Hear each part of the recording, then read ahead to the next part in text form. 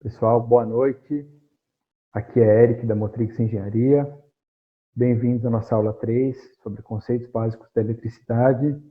Você que perdeu a nossa aula 1 e a aula 2, vai aparecer a playlist aqui, ó. Você clica, por favor. Vai aparecer o link das duas aulas. Você assiste e depois volta para cá, ok? Porque nós vamos estar falando sobre alguns conceitos que já foi tratado na aula passada. E se você não tiver isso assimilado, você pode ter alguma dificuldade. Então, recomendo que você assista a aula 1, a aula 2 e depois retoma para a aula 3 aqui. Tá ok? Vamos lá, então.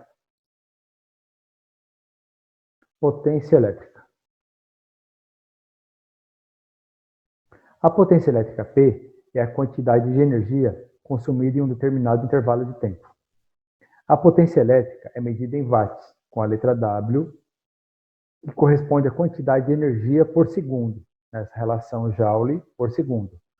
Mais uma vez também, pessoal, se você não sabe o que é um Joule e não está acostumado com o que é isso, entender como é que ele funciona, como ele se comporta, todo dia, meio-dia e 15, tem a nossa série Caminhos da Eletricidade. É uma série em desenho animado, que explica muito bem isso aqui, tá ok?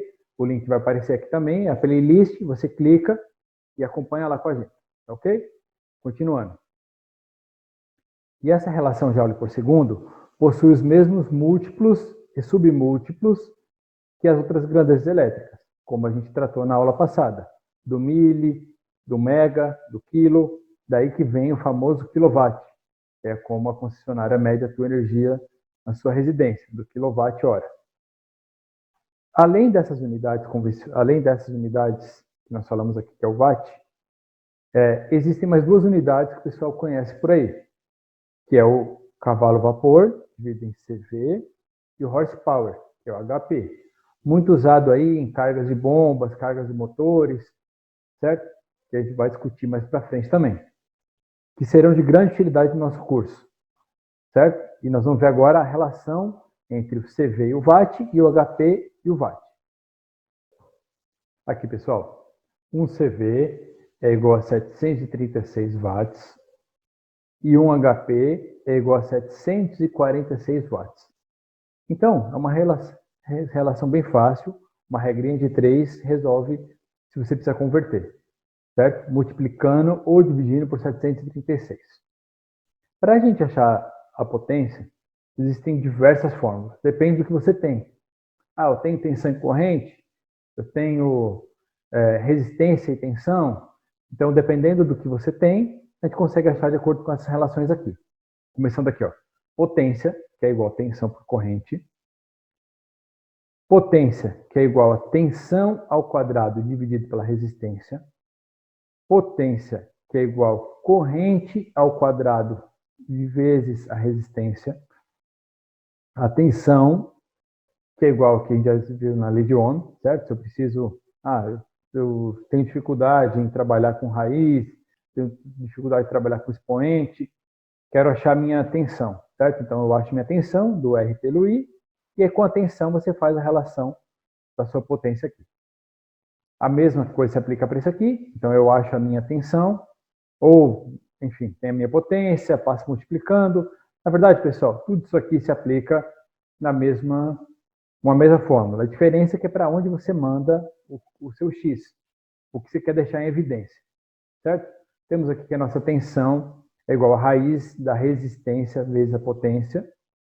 Temos que a nossa corrente é a tensão dividido pela resistência, corrente é igual a potência dividido pela tensão, a nossa corrente é igual a raiz da potência, da relação potência pela resistência, resistência é igual a nossa tensão dividido pela corrente, resistência é igual a tensão ao quadrado dividido pela potência, resistência é igual a potência dividido pela corrente ao quadrado.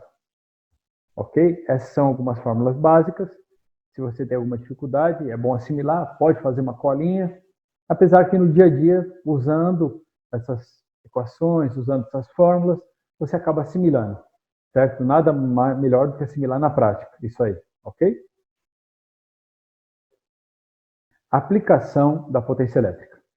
Entre N situações que a gente usa esse cálculo técnico da energia elétrica no nosso dia a dia, Um mais usual é o, como eu disse, quando eu dei o exemplo do quilowatt-hora, é o que a gente calcula para medir o consumo de energia elétrica da sua residência. Então, na prática, o consumo de energia elétrica é calculado com base no quilowatt-hora, ou seja, calcula-se a potência de quilowatt e multiplica pelo tempo de consumo.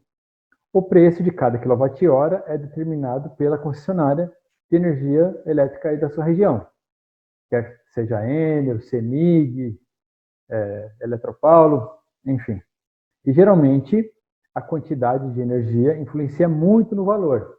Aí entra demanda, aí entra faixa tarifária, mas a gente vai discutir mais para frente e dependendo para que rumo o nosso curso estiver tomando, o pessoal começa a fazer muita pergunta, aí nós vamos investir mais tempo tratando isso ou não, ok?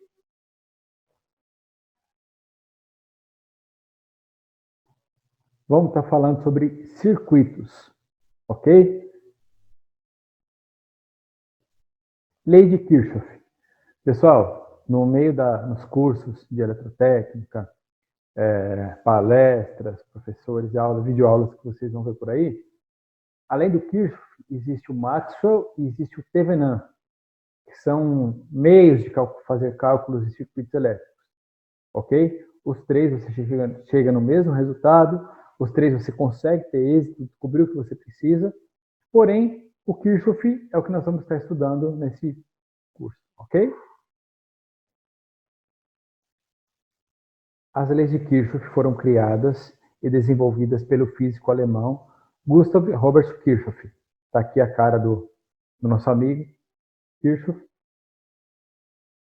Existem essencialmente duas leis de Kirchhoff, que ele determinou o seguinte: a lei de Kirchhoff para circuitos elétricos e a lei de Kirchhoff para espectroscopia. Essa espectroscopia nós não vamos estudar nesse nosso curso, entendeu?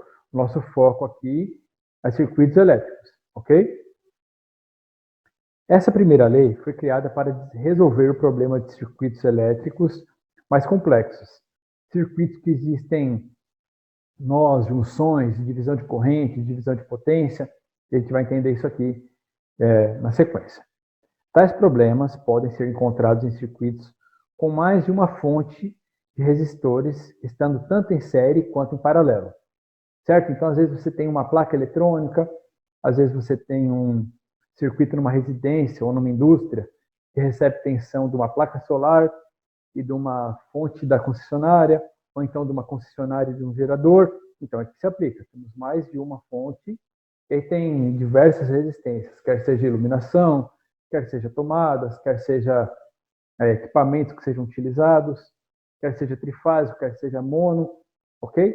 Então é isso aqui para resolver esse problema de diferentes fontes e diferentes resistências, diferentes consumos que a lei de Kirchhoff vai se aplicar.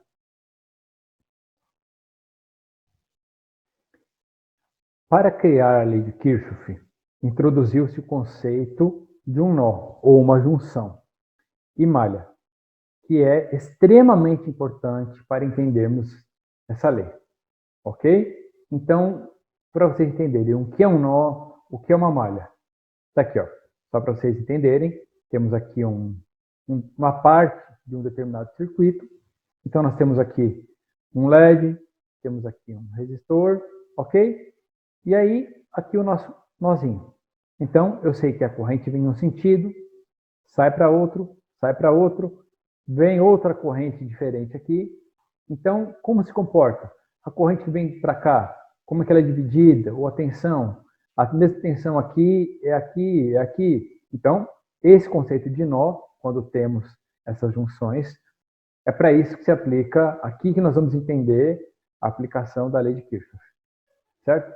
Temos aqui um outro exemplo, mais comum na elétrica, aqui mais para eletrônica, ok?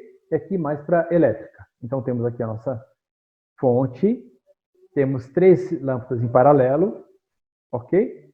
Independente de uma estar apagada e 2 estarem acesas, você tem um nó aqui, certo? E aí você sabe como que a corrente se comporta em cada um desses circuitos, em cada uma dessas ramificações do circuito, e o nozinho aqui, certo? Que fecha essa malha. vamos dizer assim, esse conjunto de circuitos. E aqui, nesse circuito, eu posso ter uma lâmpada, tomada, assim, paralelo, certo? E aqui outra, e todos eles chegam nesse nó que vem para a minha fonte, pode ser o seu disjuntor, pode ser a sua entrada geral, seu gerador, e assim por diante. Uma junção ou um nó é um ponto no circuito que une dois ou mais condutores. A malha é qualquer caminho fechado, como a gente disse aqui, ó, isso aqui é uma malha, ok? De um condutor. Tais conceitos dividem em duas outras enunciados que nós vamos tratar agora, da lei de Kirchhoff e das malhas. Para criar a lei, Kirchhoff introduziu dois conceitos que nós vamos estudar agora, ok?